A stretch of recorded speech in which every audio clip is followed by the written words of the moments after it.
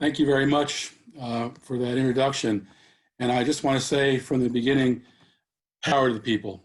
We have the power to make the change if we stay united.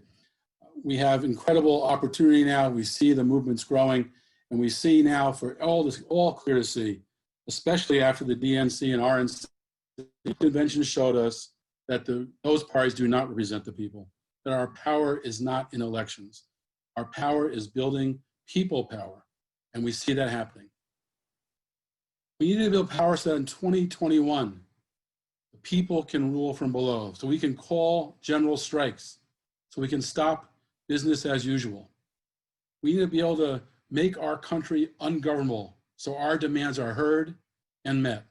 That is the only way change will occur. It will not come from Joe Biden or Donald Trump. It will come from the people.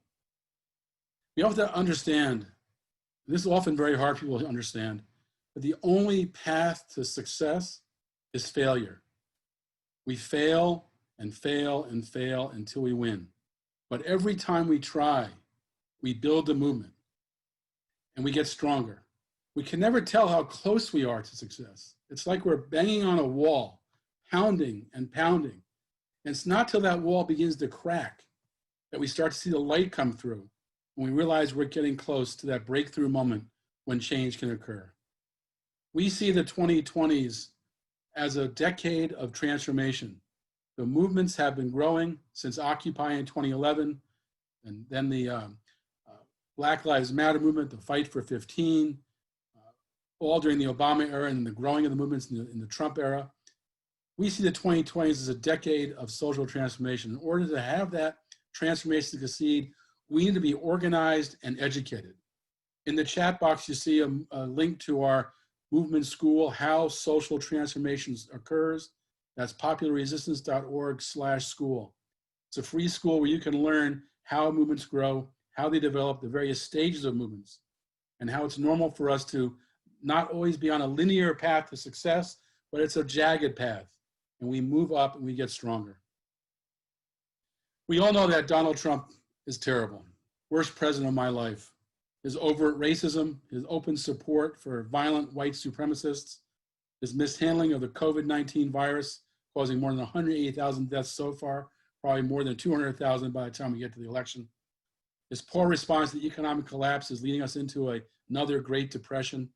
And he consistently puts in place laws for the wealthy, while poverty, homelessness, debt, and joblessness increase. But Biden is no better, and I mean no better. For 47 years, he's been wrong on every important issue. My career began when I was in college, going to an anti-racism demonstration in Boston in favor of school integration. At that time, Biden opposed school integration. Then I worked on ending mass incarceration, ending the drug war, while Biden was passing laws to escalate the drug war, passing laws of mandatory sentencing to increase mass incarceration. He's the architect of mass incarceration. Then later in his career, when he became chairman of the Senate Foreign Relations Committee, he led the effort, not just voting for the Iraq War, but leading the effort to make the Iraq War happen and every other war. As chair of Foreign Relations, he put in place massive military budgets, bloated, corrupt budgets, while leading us into war after war.